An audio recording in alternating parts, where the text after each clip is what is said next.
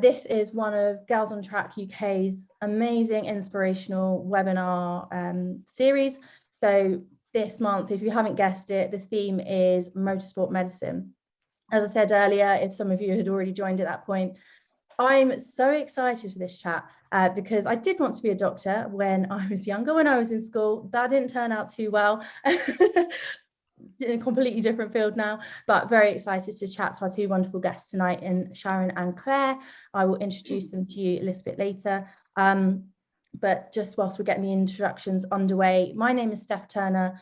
I'm actually a co-host on the Driven by Diversity podcast, who I host with a girl called Ariana Bravo, who, if you are a regular to these webinar series that Girls on Track and Motorsport UK put on, then you'll know her very well. And she's also a digital presenter for F1. But myself, I also, day job wise, work for Formula E in marketing. So I've met Claire on a couple of occasions, which you'll find out about as well. But yeah, that's me. Let's go into housekeeping really quick. And then, as I say, I'll introduce you to Sharon and Claire. We have got a Q&A function, so please do use that. We want this webinar to be as interactive as possible. So please send in any questions. We've got some questions already that have been sent in advance of the webinar. I'll be going through some of those, but any that you've got as they come up, use that function. It'd be really great to hear your questions that you've got for these two ladies.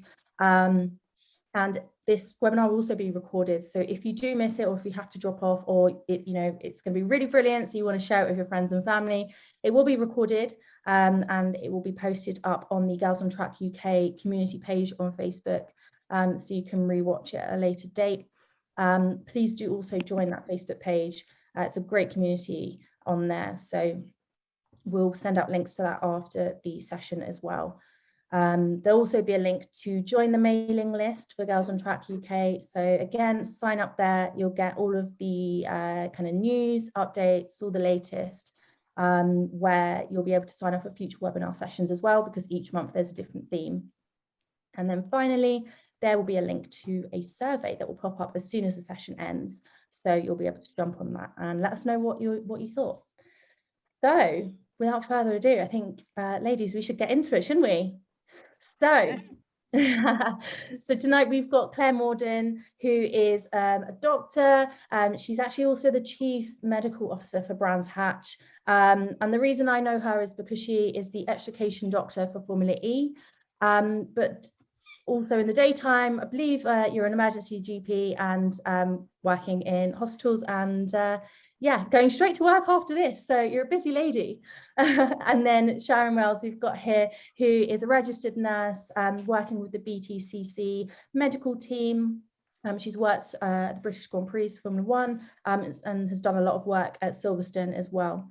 She's also on the medical advisory panel for Motorsport UK. So really brilliant resumes there. But let's get into it. Guys, if we want to start off by giving a bit of background, obviously I've just given a brief overview of your roles there, but Claire, if we start with you and let us know what it is exactly that you do, both kind of daytime 9 to 5 and then your motorsport kind of So I wish it was 9 to 5. Yeah, I mean, I said that and then I thought, no, not 9 to 5. As you said, I'm in a run of nights currently. So my day job is working for the NHS. I'm an intensive care doctor. I've just been appointed as a consultant in Salisbury. So essentially, we've been pretty busy, as you can imagine, over the past couple of years, particularly with COVID keeping us on our toes. So that's my background. Went through medical school, then specialised in intensive care and also emergency medicine. But I'll come to that in a bit if anyone's got any questions about that. And then from the motorsport point of view, you're right, I'm Chief Medical Officer at Brands Hatch, which I've been doing for probably 3 years, maybe longer. I actually can't remember. I seem to be part of the furniture there. And then this season I got invited to be the extrication doctor at Formula E. So I travel all over the world with Formula E. And for those of you, most people I'm sure who are tuned in are quite into motorsports, but Formula E is sort of the electric version, I suppose, of Formula One that sort of gained prominence over the last few years. And then I sit on the medical committee for Motorsport UK. And I know Sharon quite well from Silverstone and touring cars. And Sharon does a lot of the organisational stuff as well as the medical side for touring cars. So work quite closely when they come to brands. And then also at the F1 with Sharon at Silverstone. And then I have just been announced, I think I'm allowed to say, a CMO for Extreme E when it comes to Wow, England in December congratulations. at Bovington. So, but I think I'm allowed to say that. I might get into trouble when you're Well, looking. you have now, so I guys, know they it's a have bit an late now, isn't exclusive. it? Yeah. So that's my sort of pathway. Outside of work, I'm a mum to two little boys, and have a very long-suffering husband, I guess. So that's Brilliant. what I do. Hand over That to sounds Sharon. great. Well, we'll get into that a bit more in detail in a moment, but Sharon, let's swing to you. If you can give us an overview of your role as well, please. Yeah, hi, my name's Sharon. Thank you for joining.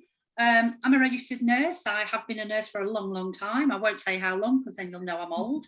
But I did start in motorsport in 2001. I had a great interest in F1 and I just went along to Silverstone. Then I went to be part of the medical team for the Grand Prix in 2001 to cover somebody's maternity leave. And then I never left and I'm still there now. And this year I was actually very fortunate to be the lead nurse for the Formula One team as well, based in the main medical centre. For the past 10 years, I've also been the only nurse on the British touring car medical team, which has been it's been a fantastic team to join. And as Claire said, we go around to 8 circuits throughout the UK. So from March to November, my only life is motorsport, work and motorsport. But I call my weekend work social work because you get to meet a team of fantastic people around the country, be that medical people, rescue people, marshals, recovery people, and motorsport is a family. And I know we say that a lot, but we really are.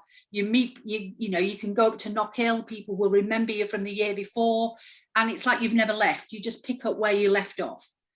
And that's a good thing about motorsport, it's a camaraderie. And there's always somebody there you can talk to, wealth of experience, wealth of knowledge with all the teams.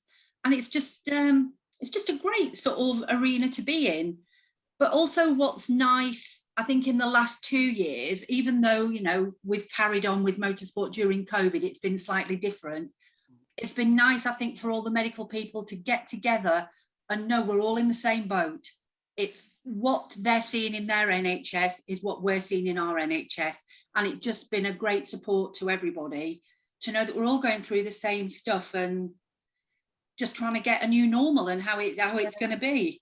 100%. A massive round of applause to you girls and guys in the medical field, because as you say, the last 2 years has been a bit crazy, but thank you so much for everything that you've done for all of us. So thank you. But let's see if how kind of Claire's introduction to motorsport medicine happened, because obviously Sharon, you said there you kind of fell into it through covering someone on maternity leave, and then you're still there.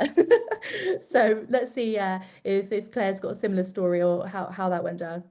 So my story starts when I was very little, because actually before I was born, my parents were both marshals in the 60s and 70s. Okay. And so motorsport kind of was a family thing growing up.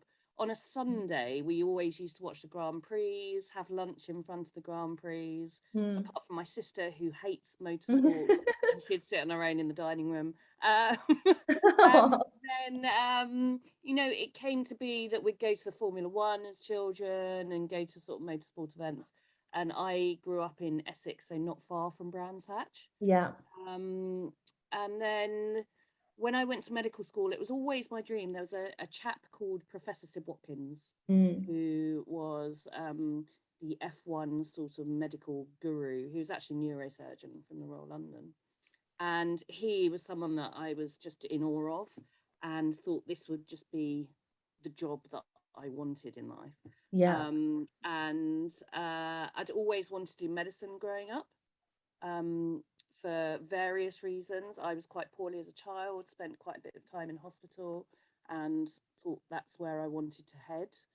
And so I worked towards it. Then actually, when I just had done, so I did 6 years at medical school, finished medical school, and in my first year as a junior doctor, so you have your foundation years where you do lots of different specialties as a doctor. One of the girls I was working with happened to work at Thruxton, another circuit that Sharon knows well as well. So I went along there just to observe. And again, I never left. I became part of the team. And then I just gradually, through taking opportunities that were presented to me, sort of worked my way up. And yeah, and now I work at brands, and that's how I sort of got into where I am. I really enjoy the work. But I also enjoy, as Sharon says, the social side. We are a big family, and it has been very different the last couple of years, but I think that's actually made everyone in the medical teams a bit closer, I would say. Yeah. And also, I enjoy the motorsport. I wouldn't do it purely for the medicine.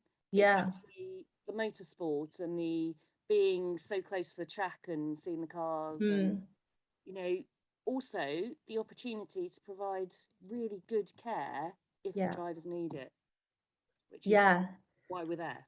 It's a super unique opportunity, isn't it, to have that kind of access and that kind of role, because it's not necessarily something you would think about unless you had been to a motorsport event before and had seen kind of the medical teams on the track, at the track, or you're a fan yourself and you know that's part and parcel of the teams that make up those that are at the circuit.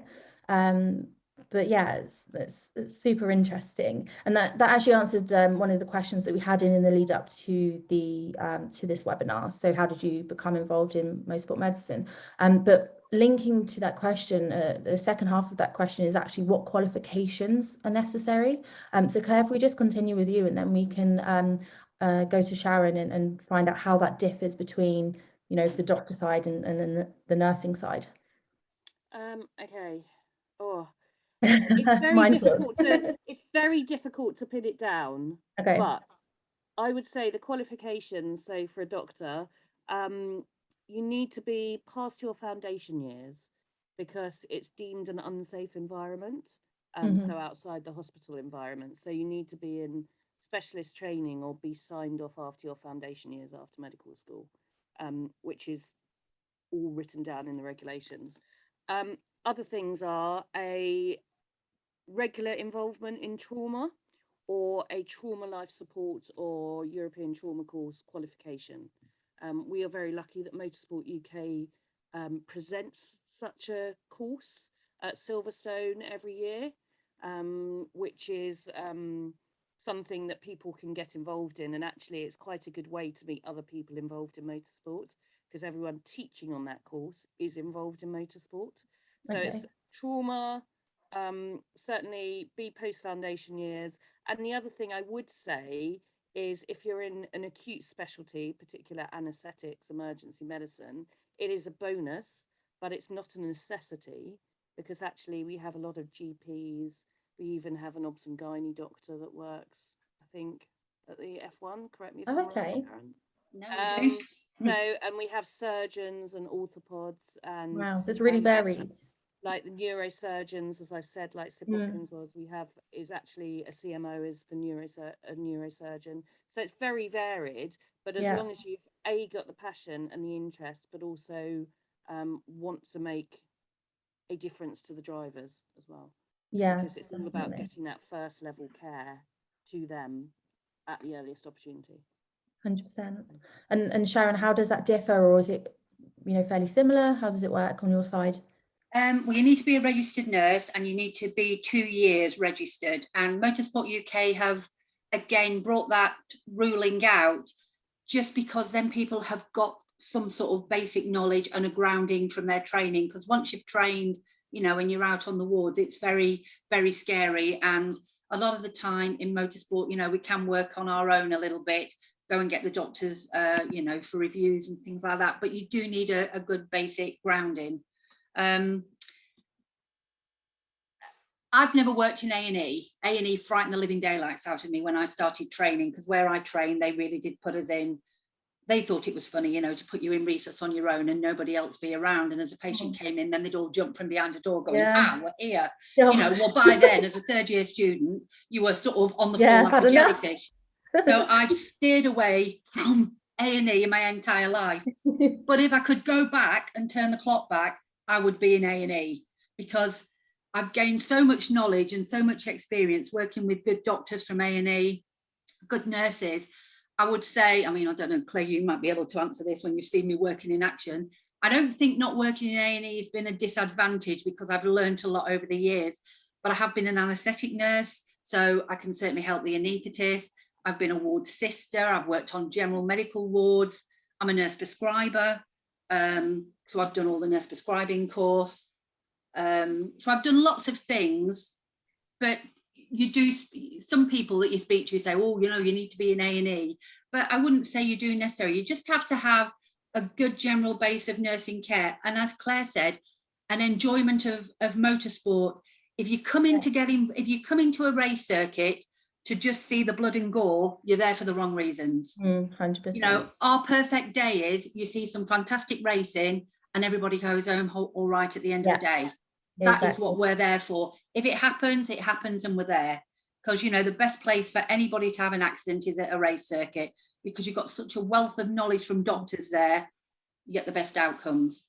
But yeah, go for the right reasons, because a lot of the time you're sat around watching racing, chatting, eating, drinking, the occasional snooze. But, you know, it is a good way, it is a good way to sort of, you know, catch up on some work. Yeah, definitely. And to enjoy your passion through kind of your profession as well. And definitely, as you say, like the perfect race weekend is one where you don't have to do anything. And purely just because obviously we don't want to see any drivers get hurt or any marshals get hurt for that matter. So yeah, completely agree with you on that one.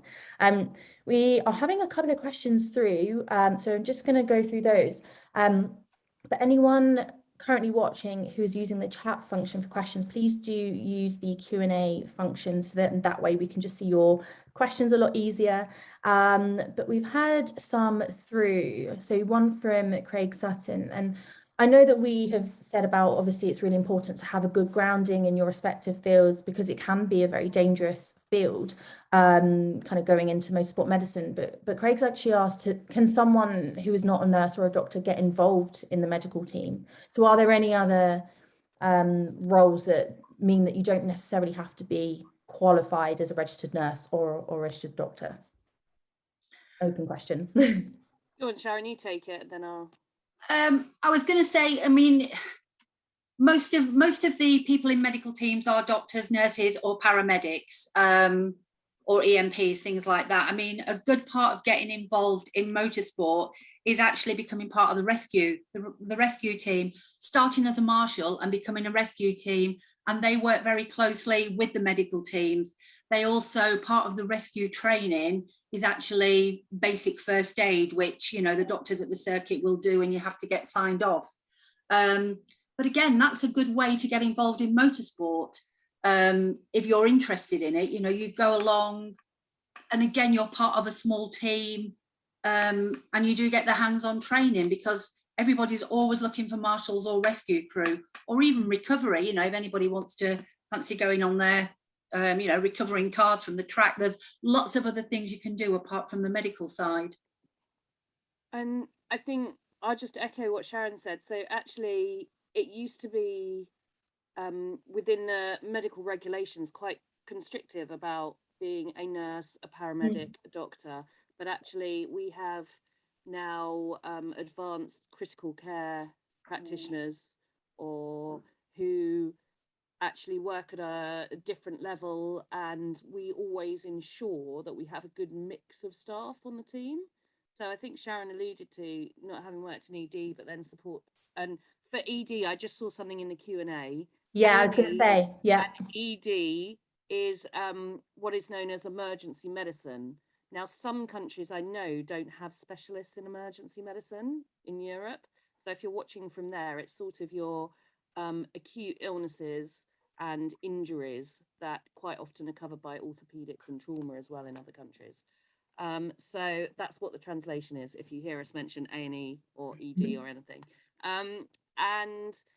So we always will have a good team mix. So if we have someone, for example, who's a GP, they might be paired with someone who's an emergency medicine doctor or a surgeon with an anaesthetist, so that we've got a good mix of skills, and then a nurse and a paramedic, so that, again, you're combining all those skills. So something you may not have, someone else in the team might be their strength. And again, it's always worth just emailing someone within the medical teams, or someone like Sharon or someone like me, if you want experience or want to know how to take the next step to get involved, then it's always worth just asking someone, because we're always happy to help, I would say. It's one of those things, we don't advertise job roles in a way, you know, you don't put an advert out in a paper saying, oh, we're looking for people.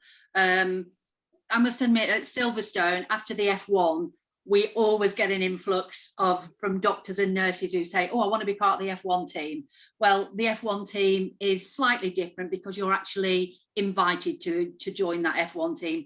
So we do get people along to Silverstone to come for taster days, you know, and we tend to do it on a club meeting day where there's hardly any crowd, which is mainly what our bread and butter is. You know, it's a small meeting to see if they actually like it and they've got the skills and actually they feel they will fit in.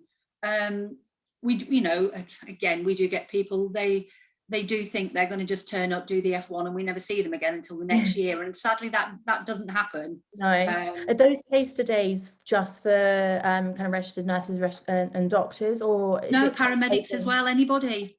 Okay, brilliant. That's really interesting. And how are those advertised, just for anyone who's watching who is interested in attending? Just email your local circuit, find out who the chief MO is, or, you know, just email the medical centre of your local circuit, because, as Claire will know, we do struggle to get people. You know, doctors' work rotas, family life, you know, like Claire said, she's got a long-suffering husband. You know, he allows her to go out X amount of weekends a year, and he picks up the childcare. A lot of the doctors I work with are male, and their wives maybe not like motorsport, and they'll say, oh, you can only do it once a month. So we're constantly always on the lookout for new people to come in. I'm quite lucky, I'm single now, so, you know, I can just spend all year, and I've got nobody to moan, I'm not there. But it is a fine balance, isn't it, Claire, between the work and home life? And yeah, that's something I wanted to touch on, actually, because it's quite an important point, because minus the motorsport side, it's very well known how hectic working in you know, medicine can be, and how you know, it might be quite difficult to juggle that work-life balance. And add in the motorsport, you know, you're doing that on the weekends. Motorsport happens on the weekends, and you're working in the week. How do you ladies manage it, and especially with a family life as well? How do you balance that? Shall I start? Yeah. With difficulty, I'll be honest, it's not easy, and you have to be quite organised. So I would say I sit down at least every month with my other half to work out what we're doing, because he's also a doctor.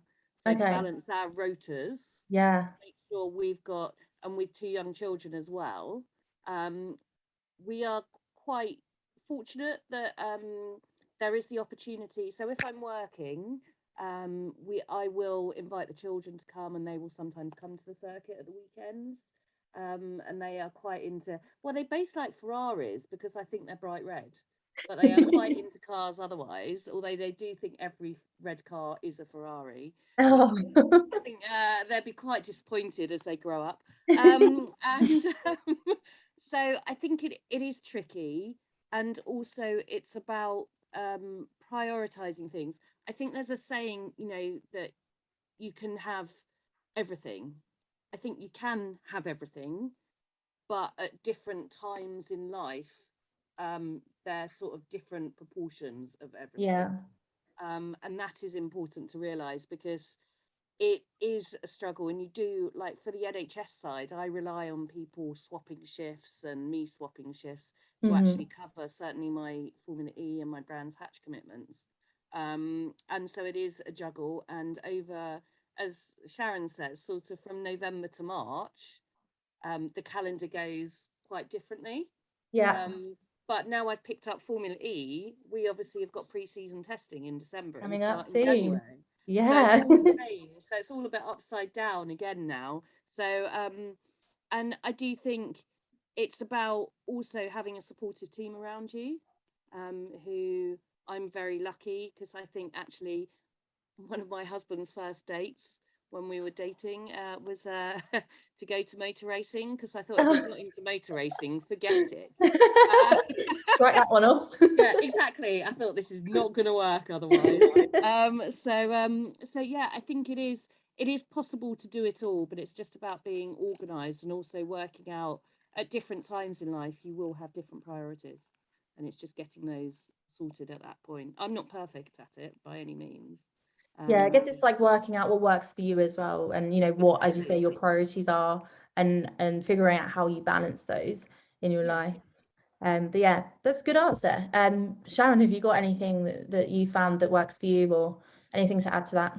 I mean, again, it's like we got an email today from Silverstone that next year's provisional calendar is out. So this weekend I will sit down, and first of all goes in the dates I'm doing touring cars. And then around that, I put all the Silverstone dates. So what we do is we put everything down we want to do. And then the paramedic who runs the med centre allocates every weekend. But because we're short of nurses at Silverstone this year, I've basically near enough work every weekend. And you think you're all right until you sort of count back. Because I'm lucky, I work Monday to Friday. But for touring car weekends, I have Friday off work, but I actually work. So I'm away at a motor racing circuit, but I do my day job. And my manager knows that, and they're quite happy for me to do that. So I'll be making phone calls, doing emails, and also watching the track and, you know, zooming off to see a patient if anybody comes in. But certainly after the Grand Prix, I realised actually I needed a break. And when I look back, stupidly, I'd done something like 10 weekends in a row. So I'd worked 10 weeks without a day off. Now that's not big and it's not clever, but you do it because people are short. And like I said, I call it social work, because you can go, and I must admit, I relax at a race weekend. It's chilled. So it's completely different from your NHS work that, you know, you're busy, frantic all the time. You've got deadlines, you know, you've got phones going and all that, where you can go to Silverstone and you can just work and just enjoy it. But yeah, you have got to get that balance right. It is hard sometimes. Yeah, absolutely. Wow, 10 weeks though, that is, it was a bit silly. Crazy. I mean, the Grand Prix this year as well was just, it was so busy that after it, and I never ever take the day off after, but actually this year I took the Monday off, and thank God I did, because I think I just died on the Monday. Sleep the whole day. Yeah, exactly. Because it was the first time we'd had crowd for 2 years, and it was of just, course. And it was hot. Yeah, it was a different, it was a different sort of atmosphere, wasn't it, Claire? There was lots of big group of drunken people around, and you know, it wasn't as nice as it has been in previous years. Do you have to deal with kind of like the general public and fans who attend then as well, or is it just purely related to the drivers? At Silverstone we have we've got 3 medical centres. So we've got the race medical centre, which is the main one, and that's primarily for track, but also it's for any seriously ill, anybody can come there. Then we've got a medical centre in the wing, which is where the F1 runs out of, and we've got a doctor and a nurse in there. And then we've got a whole host of paramedics and doctors in the pit lane. So they're there immediately if anything happens in the F1 paddock. But then we have the outside med centre, which is this year was at the back of Vale, one of the grandstands. And that is purely just for the public. and they saw over 1,000 people over 3 days. Wow, that's a lot. Yeah, you know, when we looked at how many we saw in the med centre, that wasn't actually that many when you compared to what they were doing, and they were busy. And of course, the weather plays a big part. Absolutely. It was warm this year, so a lot of alcohol, no sun cream, no water, no food. Doesn't make for a good combination. Does not work, does it? There was an awful lot of bright red people knocking around. Good old British summer, hey? Exactly. Actually, that kind of leads on to a question that I have, where you were mentioning about all of the different roles within those various teams. Claire, I know this can vary from racetrack to racetrack and obviously series to series as well, but typically, how many people would you have on any one medical team? So if we took Formula E, for example, because I know that you know that well. Okay, so Formula E is similar in the setup, I would say, to Formula One, in that you have a doctor in the rapid response car, and then you have a CMO that oversees the race series. So it's sat in race control. But then when you do international events like that, you have your local medical team. Right. So we will always have a local doctor in the car with us at Formula E, which is someone who's obviously in motorsport and has been nominated internally from that role from their country, and that we work very closely with. So you get to know them fairly well. And year on year, it's often the same doctor. And then you have the medical team itself. So for Formula One, Sharon will probably know the numbers at Silverstone this year better than I would. Yeah, we cut them down actually, just pre-COVID, because obviously, as you were saying about Formula E before and the swabs, the first year, the logistics, wasn't it, of getting everybody into a circuit, getting people swabbed. So we actually cut the team down a lot. And we felt it worked really well. So we did the same this year. So you've got a chief medical officer who sits down in the wing in race control, deputy chief medical officer based in the medical centre. And then we've probably got about 5 doctors, and they range from, we have a couple of anaesthetists, 2 A&E consultants, we have a cardiothoracic consultant, and then there was 3 nurses. And that's it, and that's our team. Then we have somebody who's an administrator and does the radios. In the outside medical centre, it was a GP, because a lot of the things that come in are GP specialists. So we thought we'd try it with a GP this year to see how it worked. An EMP, which is an emergency nurse practitioner, she can prescribe, and she routinely sees patients on her own in A&E. So we thought, well, that was a good backup for the GP. Another registered nurse, and then we had a private ambulance firm there called CMS, who had a whole host of paramedics and emergency medical assistants to sort of help deal with, you know, what was going through. So, and then of course you've got the ground posts as well. So you've got doctors on a ground post, of which Claire is one as well. And again, you've got varying specialties from, we've got an obs and gynae, as Claire said, we've got anaesthetists, again, A&E doctors, orthopaedic doctors, got various specialties around the track. So any driver that comes in, or any member of the public comes in, you can pull resources from elsewhere if you need that specialist, if you've not got them there. Okay. And I think, so roughly, I'd say the size of the medical team, because we tend to have a group photo. Oh, yeah. 50 to 60 people? I think it was, yeah. I think we dropped it by about 30 people from previous years. And I would say that's the same. I think we have slightly smaller numbers. We have about 40 for Formula E, of doctors, paramedics, nurses. Yeah. And then it's just myself and a chap called Bruno, Dr. Bruno, who travels round with Formula E. So it's kind of a similar setup. But then you see, if you go to a club meeting, which Sharon was talking about, that is very different again. Yeah. Because you'll have a much smaller team. So you'll have your CMO for the weekend, plus 2 or 3 doctors normally, plus 2 or 3 paramedics and maybe a nurse. And that is it. Okay? Yeah.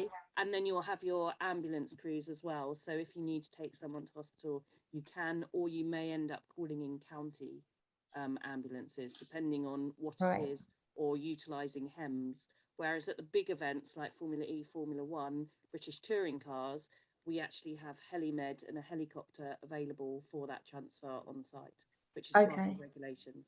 And when you say HEMS, are you referring to, for anyone that's not familiar with? Sorry, Exactly. So it's the Helicopter Emergency Medical Service.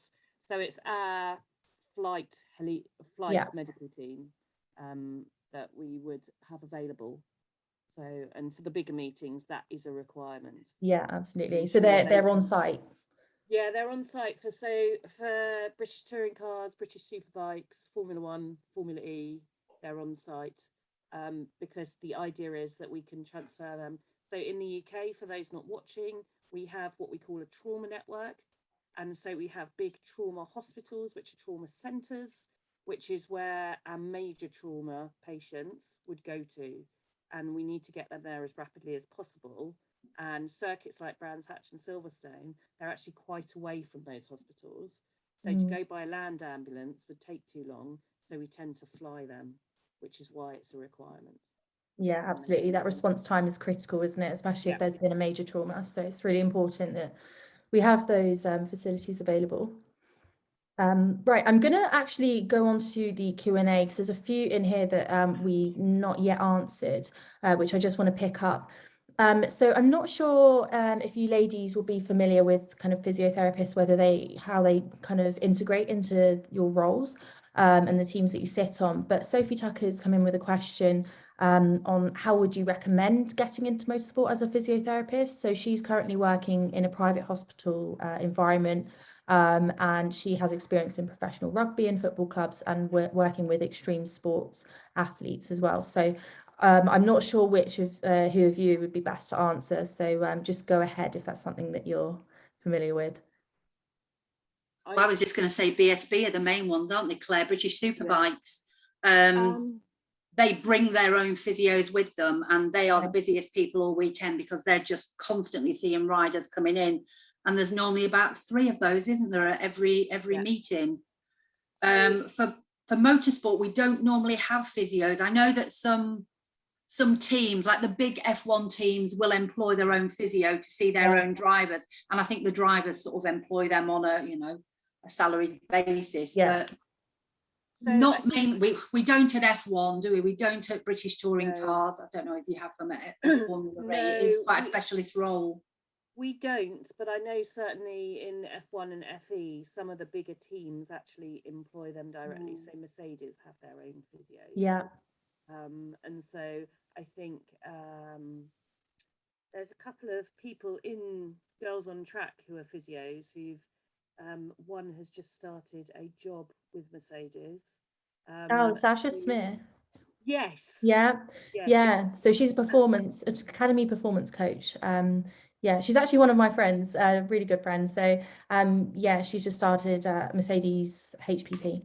And so I think it's worth within the community, within the Girls on Track community, reaching out to people like that because they will know better that pathway and who to contact and how to get exposure. 100%. That's a really good shout. So anyone listening, whatever path that you want to go into, really do take advantage of the Girls on Track UK community page on Facebook. It's a really great environment to be kind of just posting any sort of career related questions, because there will be someone on there in that field that you want to go into. So any questions they'll be able to pick up and best advise. So definitely recommend doing that. Moving on to the next question that we've had from Vanessa. Now she's asked, what sort of training do you have to do on a yearly basis? So keeping up the skills, any group training that Motorsport UK might set up, for example. How is that delivered, and what kind of training is there? So Sharon, if we start with you and then we'll move on to Claire. Well, we're lucky we work in the NHS, so we can do all of our statutory mandatory training through work. So one of the main things we can do is our life support that we can do through work. But as Claire alluded to before, every year Silverstone run an ATLS, which is an advanced trauma life support teaching day, and that's set over 2 or 3 days, and it's taught by medical doctors with a motorsport theme, so it's really, really good. I've not attended for a few years, but I am going to attend in February next year, because we nurses can only attend as an observer, but we do everything that the participants do the questionnaire and the multi-choice questions. We take part in the moulages. We end up being the patients or the nurses assisting the doctors, whether we're a helpful nurse or an unhelpful nurse, how we feel on the day. But it's a great learning curve for us. So that's all we do medically. We were talking with the doctor that heads Motorsport UK, the medical panel, about, you know, trying to set up something nationally, but at the moment there isn't anything. So certainly with touring cars, what we do is we've got 2 paramedics who are, one's a critical care paramedic and one's just a paramedic on the road. They're heavily involved in teaching. So a lot of the circuits we go to, we don't start till 11 o'clock on a Sunday, because we have things called like a church break. If you've got a church nearby a circuit, you can't race before a certain time, etc. Okay, I didn't know that. Yeah, it basically happens at used to happen at Silverstone, but for some reason it doesn't happen anymore. Alton Park's the main one, and Croft. We don't, you know, you're there at 8 in the morning, and we don't start racing till 12, till midday. Okay. So what our guys do is we do training, and we do training constantly.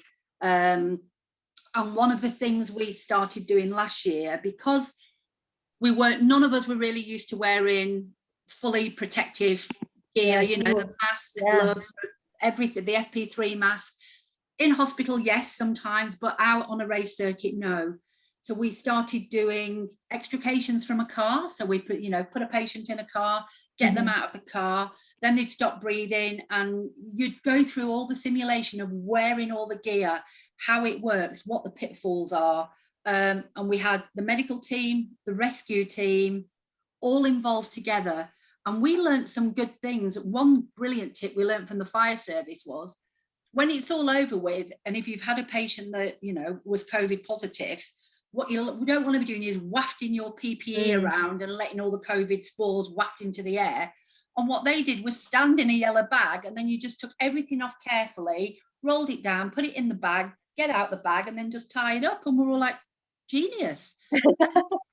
We never thought of that. So it was learning all those little things, and then we videotaped it, and then we ran it back to everybody, and we went round and we had a good old debrief.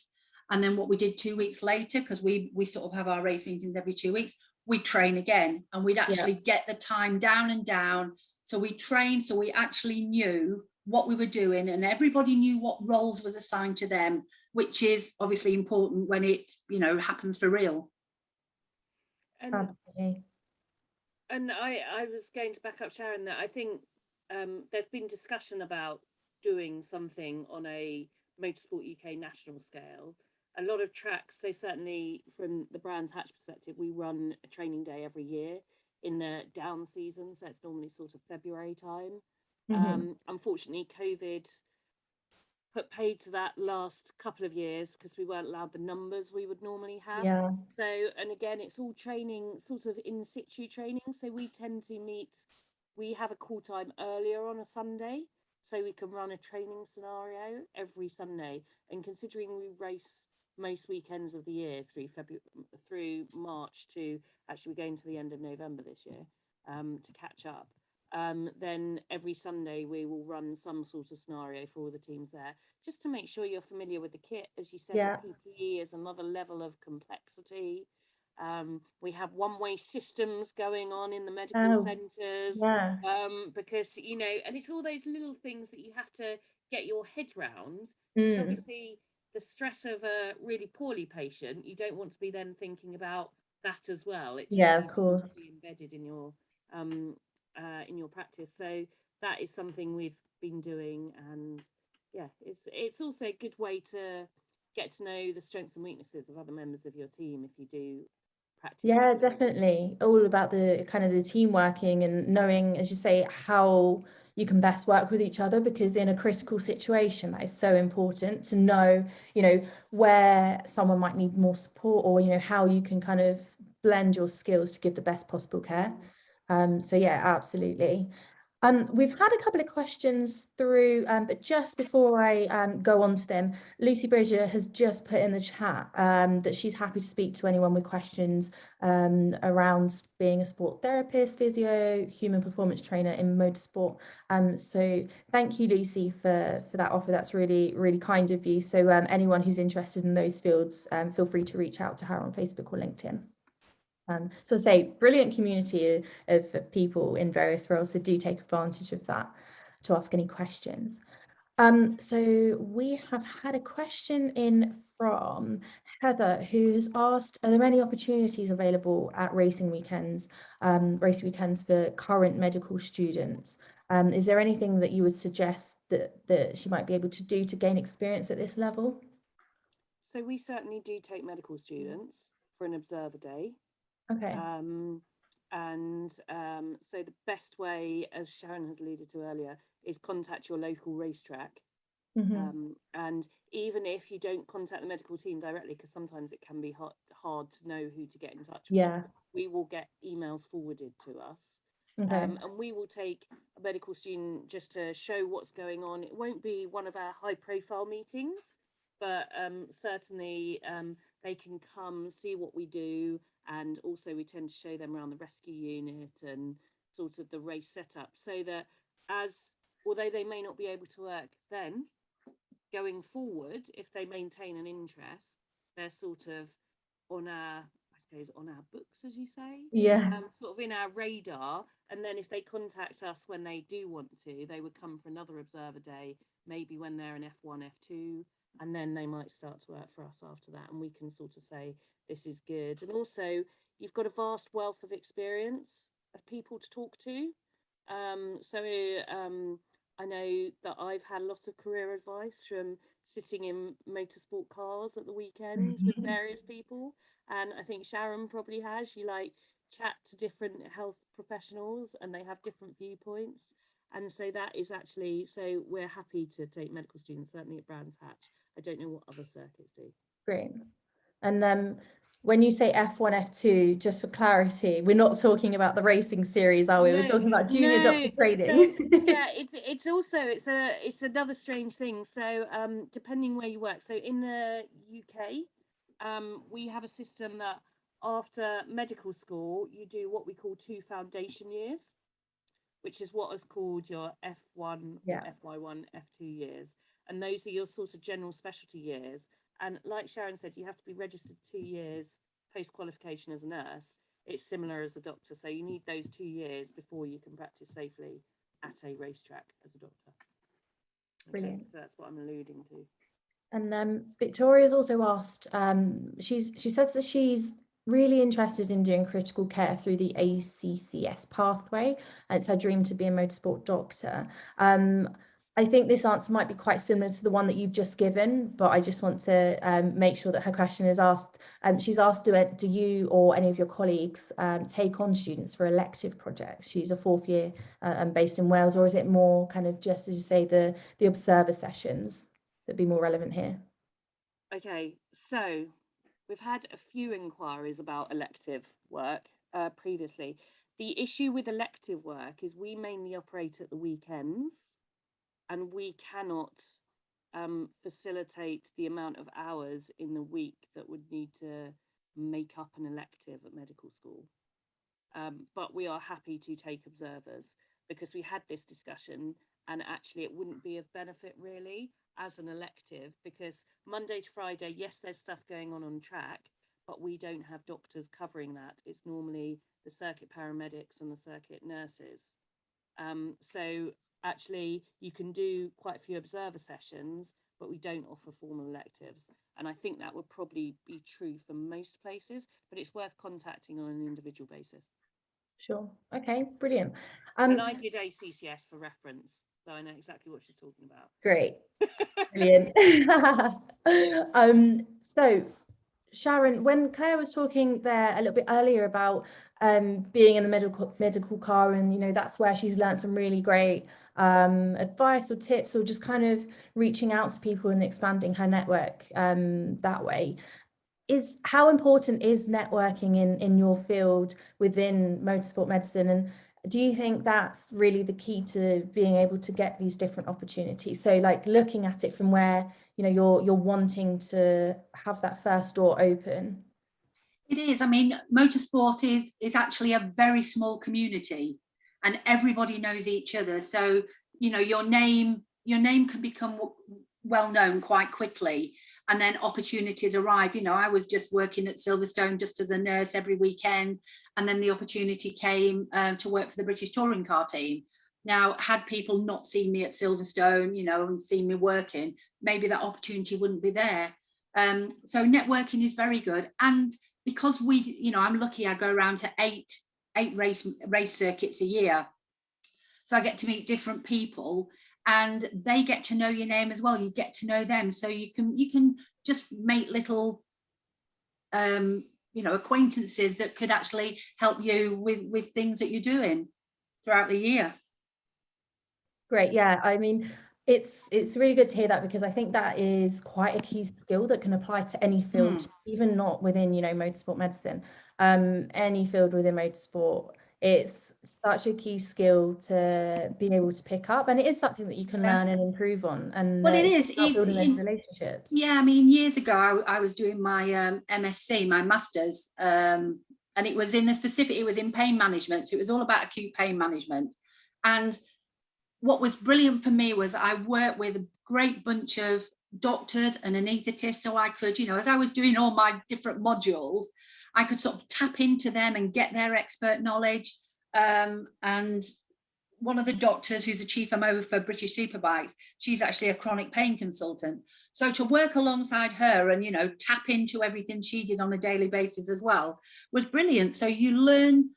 I don't think you realise how much you're like a sponge at weekends. Well, I am. I'm like a sponge, and you listen to the doctors talking, and, you know, you as a nurse, some of it, you know, is way over your head, or you never get involved in those sort of patients. But you just listen and you absorb everything. And then when you go back to work in your day job, you realise you say something, you think, oh, I learned that at the weekend, you know. So what I do at weekends certainly helps in the weekday. And what I do in the weekday helps at weekends. You know, the two marry together nicely. Yeah, exactly. And I think that's so great that you can do that. You know, spend your free time really blending those two together, because there's nothing better than being able to blend passion and profession and just have it feel like it's not work. So that's brilliant that you're able to do that. It's certainly, when you go, you know, when I drive through the gates of any race circuit, it doesn't feel like work. It's social work, and that's why we call it social work. Yeah, love that. Because you're going to work, but you know, when you get there, you're going to have a laugh, and the first thing you do is you have a laugh. You know, when the last thing you do is you leave on a Sunday night, you have a laugh. Yeah, it's just brilliant. You know, we left Brands Hatch 2 weeks ago. And that was our last British touring car races, and so we won't see, you know, Claire again until end of April, I think, beginning of May, and it's really sad. But you know, when you meet them again, you pick up from where you left off 2 weeks ago. There's not been a gap in not being there, in a way. Yeah, picking up where you left off. Great.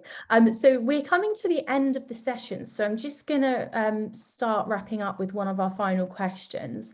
So Claire, this one is for you, because obviously I know that you're a Girls on Track UK ambassador, and I just kind of want to wind things down by hearing from you why you think it's an important program and why you love it, because you've been an ambassador for quite some time now. I think you were an ambassador when it was Dare to Be Different, if that's correct. And yeah, just share really why anyone listening should get involved with the community and join if they haven't already. Oh, that's tough pressure, that question. Okay, so I was very fortunate to be involved when it was started by Susie Wolf as Dare to Be Different, and then went to be on Girls on Track, and I teach at a lot of their community and schools events, and I do resuscitations for them and various bits and pieces. And I think Steph, I met you when I did a talk initially. Yeah, exactly. I think it's really important because actually, I think the opportunities still for women are not equal to men in a lot of areas. I would say within motorsport, medicine actually has more women in it than men. Not than men, but than other areas. It's more represented. More yeah. represented, that's what I mean. Sorry, I am on night, so my brain is not as functional as it normally is. I think this actually, the Girls on Track programme is really good because it doesn't just say that motorsport is about being a driver. It Yeah, also 100%. gives you all those other options that you can combine your passions, and you can be a journalist, you can be a podcaster, you can be a marshal, or you can be in the rescue, or you can be a doctor or a nurse, and yet you can still do motorsport. It's not exclusive, and I think that is so important to realise, because there's an awful lot of female mechanics around now, isn't there, Claire? There is. Far more than there was about 5 years ago. And I've noticed that in the British touring car team, you know, when you stood on the pit wall, the amount of young girls that, and they're quite young, you know, they're in late teens, early 20s, but are now starting their, you know, their mechanic career with a race team. It's lovely to see. Brilliant. And I think it's so important to see those sort of role models, and the engineers who sit on the pit wall now. There's quite a few females, and I think this community is great because also it's a way of contacting people and saying, how can I get involved? Because it is hard to start. It's a lot of asking people and getting knockbacks, or, you know, not getting anything in return. So it's actually, you know, it's a good way this community has given people the opportunity to ask people who are already involved and then get in that route. And I think that's so important, because then people can pursue it and just have that. And it's so nice to see, because I think it has made a real difference. And I think absolutely. your involvement was sort of driven by the early stages of this program. Definitely. I mean, I was a member of Dare to Be Different when it was Dare to Be Different. Obviously now FIA Girls on Track UK, and now I'm working for Formula E. So anyone watching, honestly, you can do it. And these webinars, these inspirational webinars, the Girls on Track UK put on with Motorsport UK, they're such a brilliant resource tool, because there wasn't this about 10 years ago, even 5 years ago.